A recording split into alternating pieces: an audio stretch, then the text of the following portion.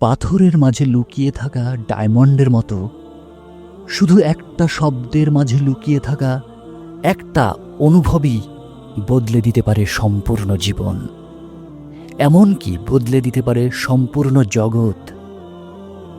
সেই শব্দটি হল সুবহানাল্লাহ। কিন্তু কি আছে এই শব্দের মাঝে? কেন এই শব্দটা এত বেশি শক্তিশালী? আসলে এর শক্তি লুকিয়ে আছে এই শব্দটি আমরা কতবার উচ্চারণ করলাম সেই সংখ্যার উপরে নয়, বরং কতবার এই শব্দটিকে আমরা গভীরভাবে অনুভব করলাম তারই মাঝে।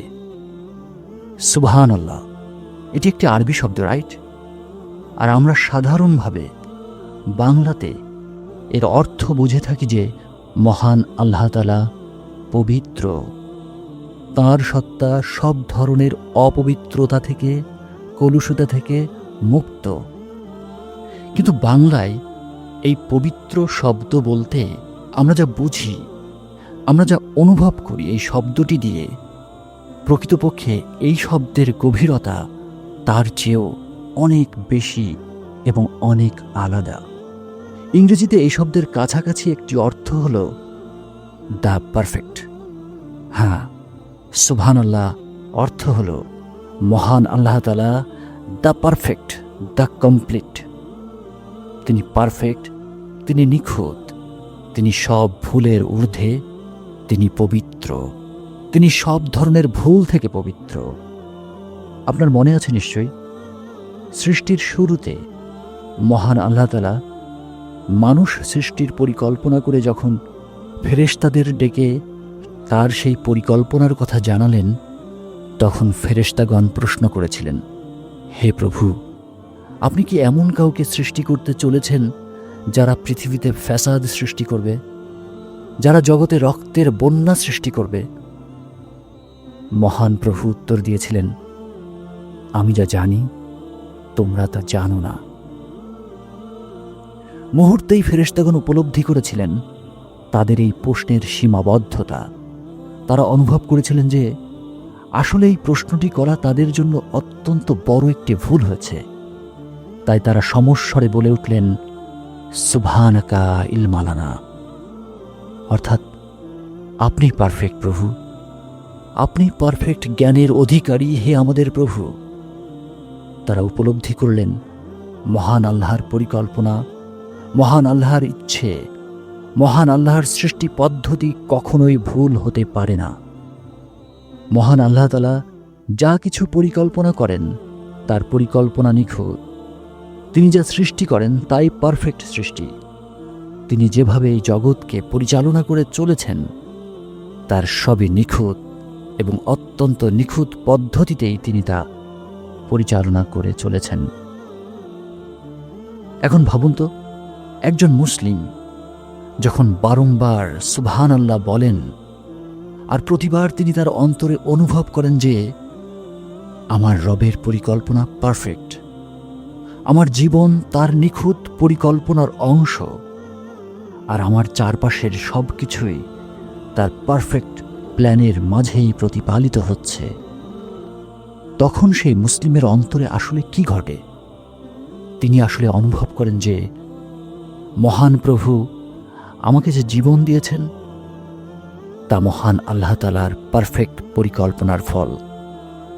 তিনি আমাকে যে হাত, পা, চোখ, কান দিয়েছেন তার সবই এক নিখুঁত পারফেক্ট পরিকল্পনার বৈজ্ঞানিক অংশ।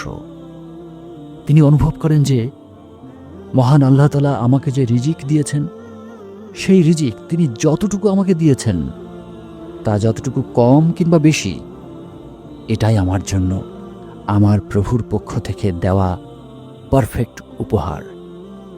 এই রকম একজন মানুষ আসলে অনুভব করেন যে আমাকে যে সম্মান দেয়া হয়েছে কিংবা আমাকে যে সম্মান দেয়া হয়নি সেটাও আমার জন্য সবচেয়ে উপযুক্ত। আর উপযুক্ত বলেই মহান প্রভু আমাকে এটুকু দিয়েছেন কিংবা ওটুকু দেন নাই। মহান আল্লাহ তাআলা আমাকে যে সুস্থতা দিয়েছেন কিংবা আমাকে কোনো রোগ ব্যাধি দিয়েছেন এটাও পারফেক্ট, কারণ তিনি আমাকে সুস্থতা দিয়েছেন কিংবা রোগ ব্যাধি দিয়েছেন শুধু পরীক্ষা করার জন্য। মহান আল্লাহ তাআলা তার পরিকল্পনায় সব সময়, সব ক্ষেত্রে সম্পূর্ণভাবে নিখুঁত, পারফেক্ট অ্যান্ড কমপ্লিট। একজন মানুষ যিনি তার অন্তরে সুবহানাল্লাহ অনুভব করতে অভ্যস্ত, তিনি কিন্তু এটি উপলব্ধি করেন যে এই জগতে যা কিছু অতীতে ঘটে গেছে, যা কিছু আজকের পৃথিবীতে ঘটে চলেছে, আর যা কিছু ভবিষ্যতে ঘটবে, তার সবই মহান আল্লাহ তাআলার নিখুঁত পরিকল্পনার অংশ। মহান প্রভুর সেই নিখুঁত পরিকল্পনার সামনে আমি শুধুই একজন পরীক্ষার্থী। এই জগতে ভালো কিংবা মন্দ, এর মধ্য দিয়ে তিনি আমাদের পরীক্ষার ক্ষেত্রটি কেবল সৃষ্টি করে রেখেছেন। সুবহানাল্লাহ, তিনি সব কল্যাণের স্রষ্টা।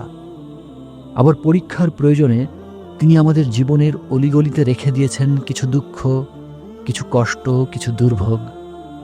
এখন বলুন তো, একজন মানুষ যিনি শতবার কিংবা হাজারবার এই অনুভব সাথে নিয়ে সুবহানাল্লাহ উচ্চারণ করেন, তার অন্তর ঠিক কেমন হবে, তার আচরণ কেমন হবে, আর তার জীবন কেমন হবে? এই রকম মানুষের জীবনের কোনো দুঃখ, কষ্ট তাকে কি কখনোই হতাশ করতে পারবে? কোনো কিছু না পাওয়ার বেদনা বা কোনো কিছু হারিয়ে ফেলার কষ্ট, এমন কষ্টে কি তিনি কখনোই ভেঙে পড়বেন? এমন মানুষেরা কি কখনো কোনোদিন দুশ্চিন্তাগ্রস্ত হতে পারেন? কিংবা এমন মানুষেরা কি কারো বিরুদ্ধে অভিযোগ করতে পারবেন? যিনি প্রতিদিন শতবার কিংবা হাজারবার সুবহানাল্লাহ শব্দটি অনুভব করছেন, এমন মানুষ কি অন্যদের সুখ, আনন্দ কিংবা সম্পদ দেখে ঈর্ষা অনুভব করবেন? না, এমন মানুষ সবসময় হাসি মুখে মহান আল্লাহর পারফেক্ট ডিজাইনের উপর, মহান প্রভুর ইচ্ছে এবং পরিকল্পনার উপর সন্তুষ্ট জীবন যাপন করবেন। এইরকম মানুষের ঘরে খাবার না থাকলেও তারা সন্তুষ্ট অনুভব করবেন যে মহান আল্লাহর পক্ষ থেকে এটাই তার জন্য জীবন ব্যবস্থা।